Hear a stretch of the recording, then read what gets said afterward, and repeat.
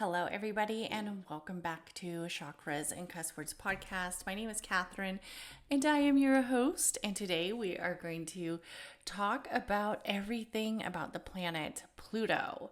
The planet Pluto, in all honesty, is kind of the planet that gives a little bit of hidden mystery, a lot of darkness to it. I want to remind everybody, if you want to check out the whole astrology series, the history of astrology, what is astrology, the introduction, and the chronological order of the planets, make sure you head on over to the YouTube channel because I do have the astrology series playlist, podcast, whatever you want to call it. And it is really nice if you want to do the whole chronological order of each podcast. So let's get into the planet Pluto. So Pluto, for most people, when we think of Pluto, it feels very deathy, spooky. It is related to that, and that's why. So in astrology, Pluto is associated with transformation, the power, the unconscious, and our deepest and darkest fears. It really is that belly of the beast. And through all that energy of dark, almost like creepy spookiness behind it, there is also some element of movement and rebirth that makes Pluto just a little bit more beautiful. So though it is the smallest and the most distant planet in our solar system, it does have a huge influence in the chart, and it has a huge influence with a lot of the transits and astrological interpretations and aspects. So the symbolism and the influence of Pluto, it's all about transformation and rebirth. It is really that area of Pluto often being seen as and referred to the planet of transformation. It represents death and rebirth, and death alone is like the most controversial topic. People don't like to talk about death. They don't want to think about death. You know, it's a very scary element. It's a very scary event for those who've had to lose a family member, be around death, or maybe are coming to an area in their journey where they're getting a little bit closer to death. Maybe they're sick, maybe something's going on, or they've had to experience this with people. Expectedly or unexpectedly, death always feels like a very hard topic to talk about. Most people would rather talk about sex than death. Shit, I would rather talk about sex than death, but it's there. It's part of life, and it is a representation that we see with Pluto. But then again, with Pluto, we see the rebirth. So both literally and metaphorically, we see that element with Pluto. This can relate to areas of personal growth, significant life changes, maybe death to a relationship, death to an area of where you are in a life event, maybe death to an area of career, but that element is there. And it's the process of letting go of old habits, old traits, old ways of thinking. And it does address our fears. It addresses our fears, our very, very scary fears, right? And most of our fears are centered around death. So Pluto does have that strong tie to it. And some of the things about Pluto is it wants us to address these fears. It wants us to look at these old habits and look at ways that we could create new ones. There is a sense of power with Pluto. Big power, big control. Even though he's tiny, he's a little tiny fucker, but he is powerful. And Pluto has that energy of that power dynamic, and we see that power dynamic, we see that controls, and we see the ways that individuals and societies exert certain areas of resistance and authority when it comes to Pluto. This influence can manifest in a person's desire for power or in their areas of their own experiences of power struggles. And when I think about Pluto as a planet, I also think of the energy that Pluto kind of resembles. And to me, Pluto has that energy that feels dark. It just just alone knowing that Pluto is a little bit, just a little sinister, honey. It's just a little creepy fucker. But the colors that go with Pluto are like a brown, maroon, and the body parts or the cells and the reproductive system. Also, the metal is iron. The stones, diamonds. I mean, I will take a diamond. Bloodstone and a bloodstone topaz and agate. I can never say that word. Agate. That's why I'm not a crystal dealer. And it's known for its atomic power. Okay? So Pluto doesn't fuck around. He does not. He doesn't. When I look at the energy of Pluto, we know that the geosymmetrical regeneration of Pluto is like the circular diaphragm that really shows Pluto moving like in these, almost like these little circles, circle. And it takes Pluto 246 years a cycle to, show back up in each, to show back up in like a zodiac. So nobody should be having their Pluto return. That's all I got to say. But what's interesting is with Pluto, it's seen from the Earth. However they see it, I don't know how they see it, but they say they see it. And its path moves in and out of Neptune's. So I guess you could kind of see it from the Earth. I mean, it's so small. I don't know, maybe with a telescope, but huge. And then Pluto's loops just kind of touch Neptune's path. So it's like that area of dreams, and then here comes some fucking dark reality, and it's like, get out of the way. But anyways, Pluto is, in all honesty, has that area of traumatic events and an unwavering area where you kind of feel it coming through, and you definitely feel that cycle of the area of movement of the darkness. And especially when you think about dreams, I always wonder, like, what is Pluto doing when some fucked up shit happens? I mean, what was like the Pluto return? They had, I don't know, they had I remember the date exactly. It was 2/22/22, and Russia invaded Ukraine. Damn, Pluto. Okay, let's get into it. So the subconscious of Pluto really devolves and develops into the area of the depth, the deep. It's that smoky, kind of foggy feeling that feels very hidden.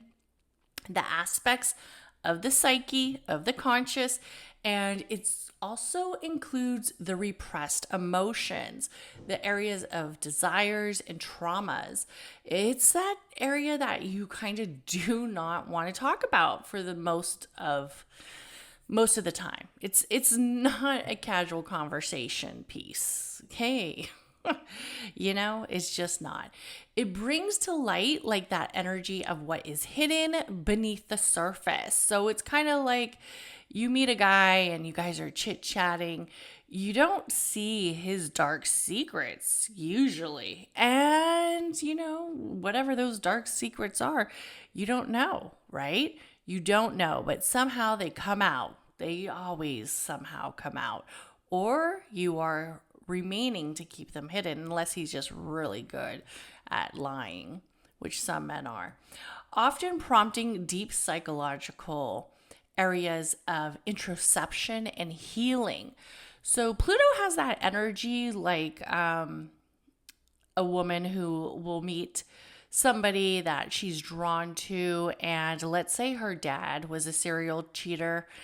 Most likely that guy might be a serial cheater. That psychological energy that's forcing you to heal, that is forcing you to address the wounds that maybe you thought you dealt with, but you actually did not. The intensity and the extremes of Pluto's energy can be extreme. He's a small little fucker. He's mighty, and he's pushing those fears into your face. I want you to think of your fear right now. What is your biggest fear? Some of us don't even want to think of them. Oh, I know mine. I'm not going to say them out loud, but I have that. I know what my fears are, and he's shoving them in your fucking face. That's just kind of the way that Pluto is. And it's saying change, transformation, move forward, death, rebirth. It is associated, in all honesty, with personal growth, but I would never see it. I would never think, oh, Pluto is bringing this personal growth to me. No. At the time that Pluto is fucking with you, it just feels bad. That's the only way I can really say. It just feels bad. And Pluto is that dwarf planet, of course, but that does not at all diminish how powerful Pluto is. And Pluto has a bad rap because at first, was he a planet? Was he not a planet? Was he an asteroid? None of us really know, but Pluto was discovered in 1930 as a result of an extensive search by the astronomer Clyde Tombaugh, who some say that Pluto was so small and he is literally 1/5 of the diameter of Earth, and he's kind of like a weird little tilted orbit. But nope, they say he is a planet. So it takes us into the energy of he's just kind of orbiting around Neptune. And I think that's where our nightmares come from, is from Pluto. I honestly do. I think it's, Neptune, the areas of dreams, but then Pluto brings in the nightmares. What's also interesting is right around August 24th, 2006, the International Astronomical Union passed a new definition of the planet of Pluto that excludes Pluto and puts him in a new category as a dwarf planet. So he couldn't just be his own planet. So this is why Pluto has a grudge against us and he's fucking our lives up. But anyways, from the astrological perspective, however, this little planet Pluto is a strong force. So even though we give him all this crap for not being big, size, he says, does not matter at all. No. And what's interesting about Pluto is he is kind of in that area of the famed god of the underworld. And we see that here when he shows up in the charts. And he also has that area of Greek mythology as Hades.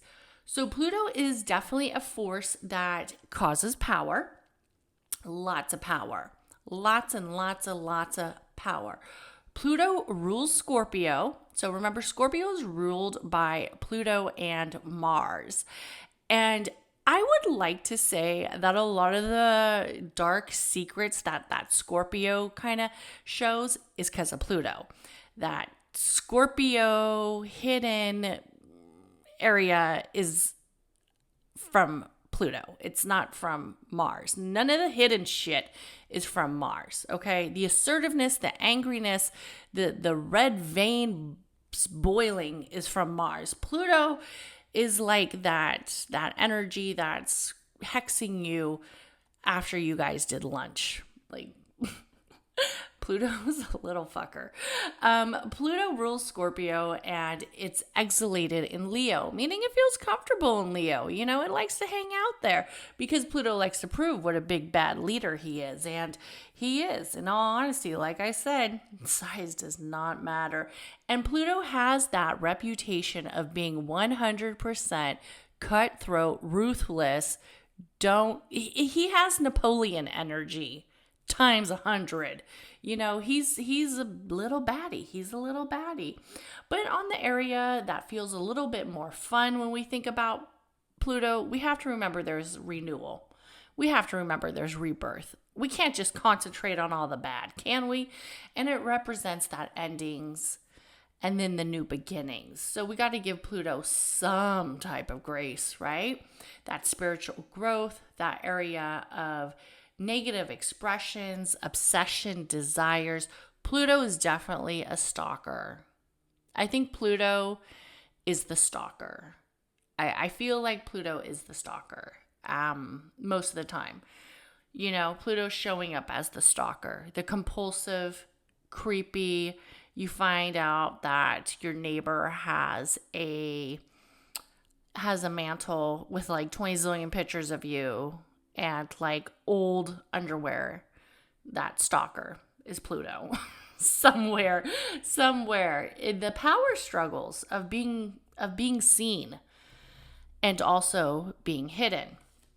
So let's look at Pluto in the zodiac. So remember, Pluto moves very slowly through the zodiacs, taking about 248 years to complete a single orbit around the sun. This means it spends many of its years in each sign, influencing the entire generation.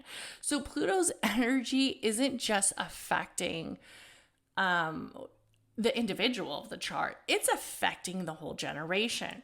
So Pluto in Aries, that's about the individual's areas of transformation of identity and personal assertiveness. Pluto in Taurus, the changes in values, finances, and material possessions. So we would really see that, like, let's say somebody had a Pluto in Taurus. I'm thinking they were able to pick up and make lots of money moves. They're able to close some chapters. They might even have a hard time with some of the chapters in their lives when it comes to finances. It's either going to be very positive for them or it's going to be very negative, depending on what squares and oppositions are currently happening. Like maybe a Pluto in Taurus with a conjunction of like Jupiter or something somewhere, or maybe it had a sextile with a Jupiter. It might feel like this person's able to create a lot of retransformation, reinventing themselves, but still kind of like staying pure to who they are, but then also being able to get financial gains from that. Pluto in Gemini, definitely transformation in communication, education, and information. Pluto in Cancer, the area of the home life, family dynamics, emotional security. I feel like people with Pluto in Cancer, there might be some areas where the home life was a little bit rough. It just wasn't smooth sailing. Pluto in Leo, transformation in self-expression, creativity, and leadership. Pluto in Virgo, changes in work, areas of health, and daily habits. Shit, is my Pluto hovering over my 6th house? Maybe they are struggling with health problems. Maybe there's areas of domestication that isn't really taking place. Have you ever seen those people who just never want to be home? I feel like that could be Pluto in Aquarius. I mean, not Aquarius. That could be Pluto in Virgo. That could also be like Pluto kind of moving forward of wanting to get out of the daily rituals. Pluto in Libra, the area of transformation and relationships and partnerships and social justice. I feel like P. Diddy had a Pluto in Libra, if I can remember correctly. Did he? No, because I can't remember. I cannot remember his chart fully offhand, but I remember there was a lot of area with the relationships that kind of came up with him. And I could see that definitely, obviously, with Sean Combs. But you could definitely see that with the Pluto in Libra, that feels like the partnerships, the marriages, if they ever do get married, if they ever have that connection, how would it feel? How would it be? And he had a Uranus in Libra, so that kind of makes a little bit more sense. I couldn't remember. And I believe that was in his 11th house of careers. And then when we looked at he didn't have any planetary alignment in his 7th house of Sean Combs. And remember to go check out that podcast, that deep dive. It is a long deep dive, but hey, it's beautiful for cleaning and, doing what it is that you need to do. So Pluto in Scorpio obviously is intense. The area of transformation and power and sexuality is that shared source, right? Because Pluto is the ruler of Scorpio. So it feels at home. It likes it. It likes getting dark and down and dirty. And then we have Pluto in Sagittarius. I could see a lot of element of different changes of philosophies, maybe even religion, higher education. Pluto in Capricorn, probably transformation of careers or the ability to transform in careers, authority, and social structures. Then we have Pluto in Aquarius, which currently this is the age that we are in right now. This is the shift that Pluto is currently aligned in the area of the celestial sky of Aquarius is currently happening right now. Remember, Pluto was in Capricorn for a very long time, and a lot of people are saying Pluto has that area of karmic ties, that area of karmic cycles, that area of a long shift, a long transformation period. And we see that with Pluto now shifting over to Aquarius, technology, innovation, it's really kind of moving differently. It's a different collective process. Pluto in Pisces, areas I would say around the spiritual and the areas of the compassion and the dissolution of boundaries. Very interesting. So Pluto in the houses, in all honesty, and I know we haven't talked too much about the houses as a whole on this podcast where we've gone over the houses, but I decided let's talk about Pluto in the houses because Pluto is such kind of a dynamic planet where I did not do this for the other planets, but for Pluto, I feel like we need to, because how is Pluto showing up in your chart is probably a big question, or how is Pluto showing up in other people's charts?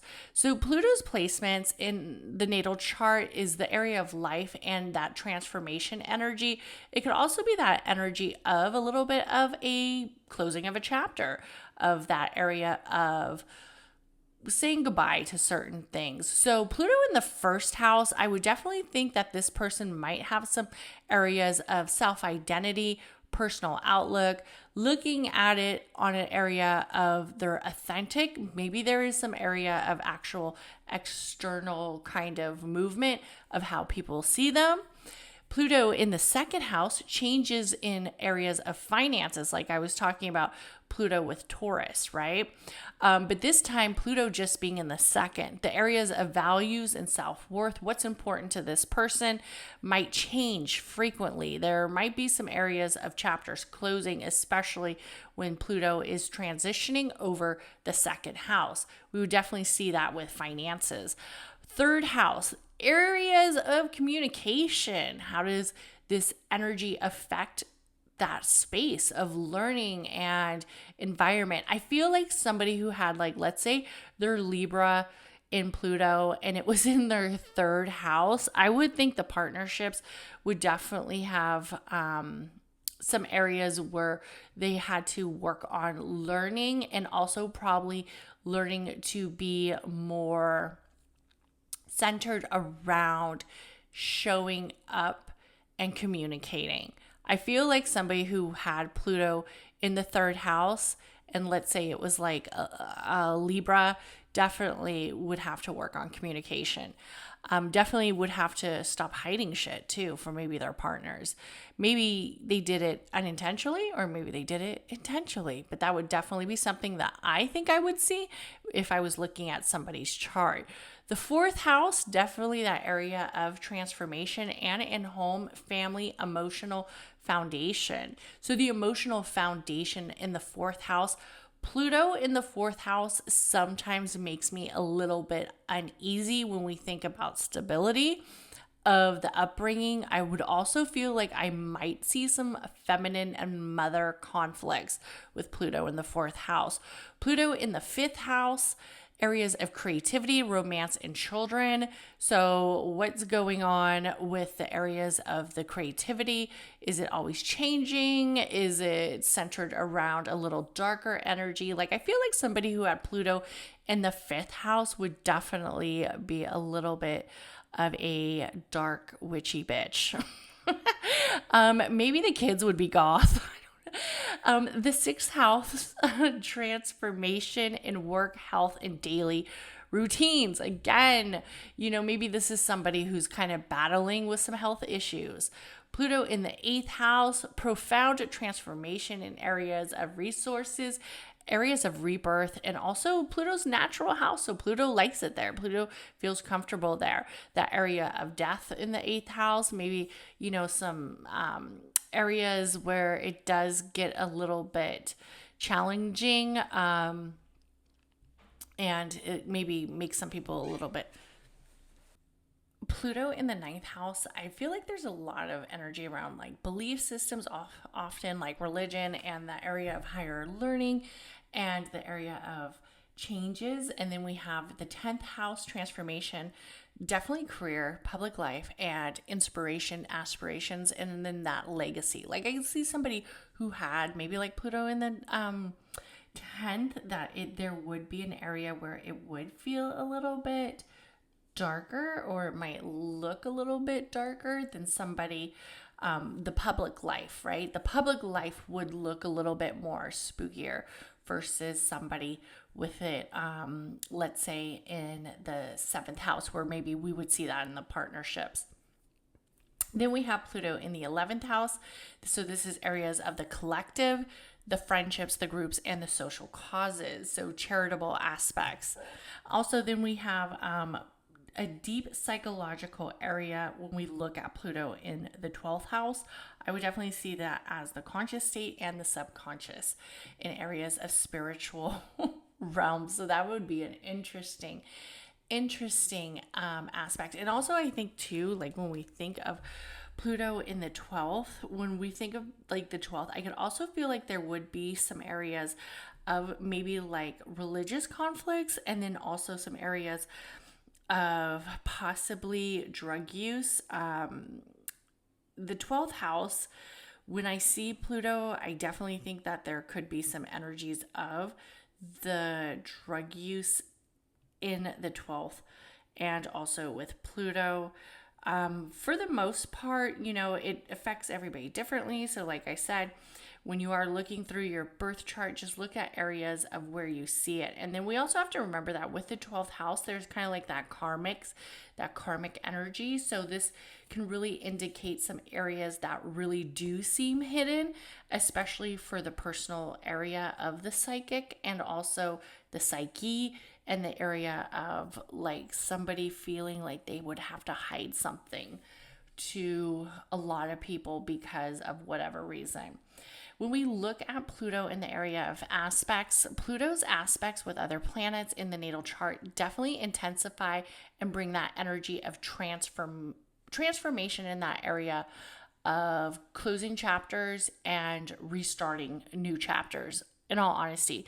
So with conjunctions, it was going to amplify that energy and bring intense focus and transformation. With squares and oppositions, it's going to create a tension and a challenge. So somebody would be going through a challenge if there was a huge square, a strong square in opposition with their Pluto.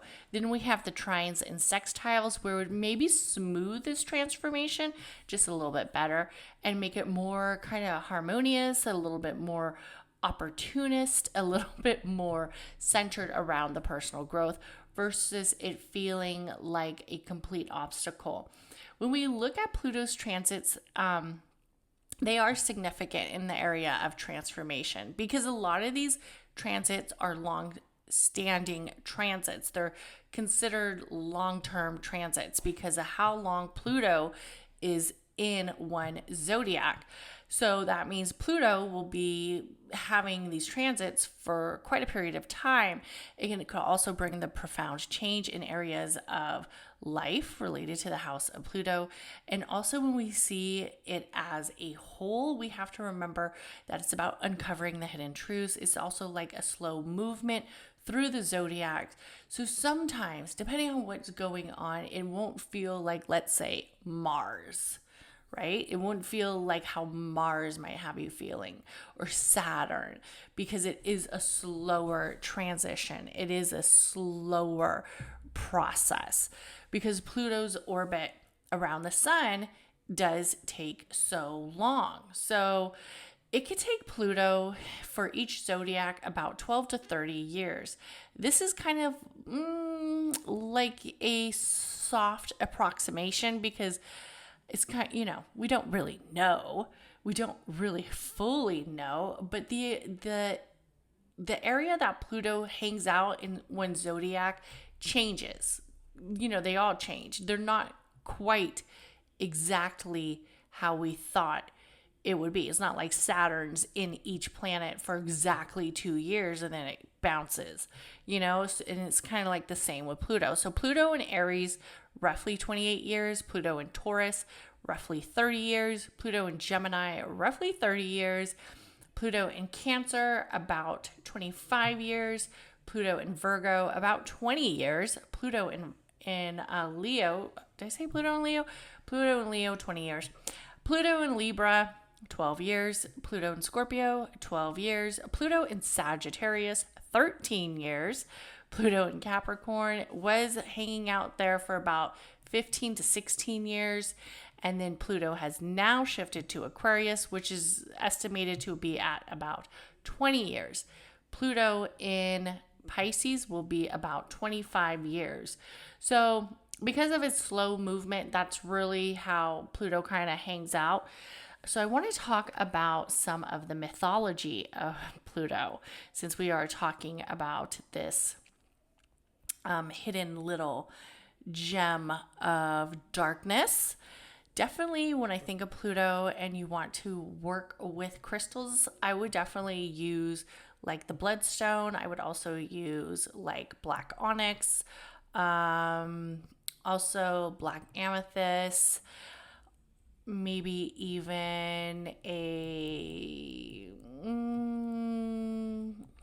something dark, maybe even a red too, like a red crystal as well.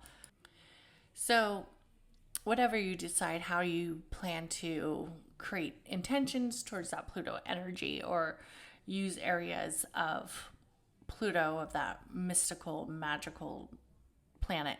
Let's talk about some of the mythology, and this is Mayan mythology. So Pluto is associated with the underworld. We know this. It's dark, it's scary, it's spooky, and it's also known as the Xibalba, and it's the ruler of the underworld. Although the Mayans did not accept to identify Pluto as a celestial body, since it wasn't discovered until 1930, there is a mythology that has associations with the themes of death and the themes of the underworld and transformation that resonates with the astrological significance and the importance of Pluto. So in the area of the aspect of the Mayan mythology and Xibalba, the Mayan underworld, Xibalba, is a place of fear. So it's not necessarily like a person, but it is a place. It's an energy. And this place is dark. It's smothered with death. And it's akin to forcibly bringing that transformative agenda to, I guess, the souls or the spirits. And there is a hidden nature of Pluto tied into it. It is ruled by the death gods, who are involved in various trials and rituals, and I guess you could say obstacles and tribulations that the soul must undergo. So the death gods, the rulers of the Xibalba, often referred to as the Lord of Death, has a significant role in the Mayan myths. And they are dualistic figures. They sometimes are seen as magnificent and like beautiful, but then they also have this essential part of the cycle of life and death and the energy of rebirth. So the key to this energy is that it includes the Han came, and that means one death, and then the Vu Kamp came, which is the seventh death. There's also this energy of like this god that is a hero of twins myth. And the myth is kind of like one of the most important things in the narratives involving the underworld is the story of the hero twins, who is Hanapu and Zabakalki. This is the myth involves their journey to the Xibalba, where they face trials set by the death gods. Their victories over the lords of the Xibalba and subquest their area of resurrection, and it symbolizes the themes of transformation, of overcoming death, and the renewal, which the parallel of the astrological symbolism stays very similar to Pluto's. The area of transformation and rebirth, the Mayans always have this area of a cyclical view of time and existence, where death and rebirth intertwine and intermingle. This perspective is aligned with Pluto's symbolism of transformation and regeneration and the deep changes that often follow the metaphoric area of death and of the ending. And we see that death is very, I guess you could say, it's very sacred, and also it's very praised, as there is Dias de los Muertos in the Mexican culture, and there is always a lot of symbolism with the Latin culture where they definitely try to praise the past ancestors and also take time to recognize and allow them to come back and walk on the earth. So the symbolic parallels of Pluto in the underworld association with this is, just as Pluto is named after the Roman god in the underworld, the Mayans' Xibalba represents the realm of death and the hidden. So the areas of transformation in the trials and the transformation that occurred during the Xibalba shows how there's that profound change, because the two twins were forced to have this physical and also symbolism of death, where they also had this resurrection by going down to the Xibalba. So the growth of facing the deepest fears is really what it was, almost like the cycle that they had to go to this underworld to face their deepest and darkest fears and to the unknown. So they had to participate in this area of the unknown. The cycles of life and death in the Mayans have a huge emphasis on the cycles of moving from one to the next. Like the Mayans kind of almost felt like it was very like almost corresponded with each other, and that the rebirth mirrors the influence, and the rebirth mirrors the influence of movement, where Pluto is forcing that huge change in that phase to create a new beginning, often through that big significant move and push of transformation.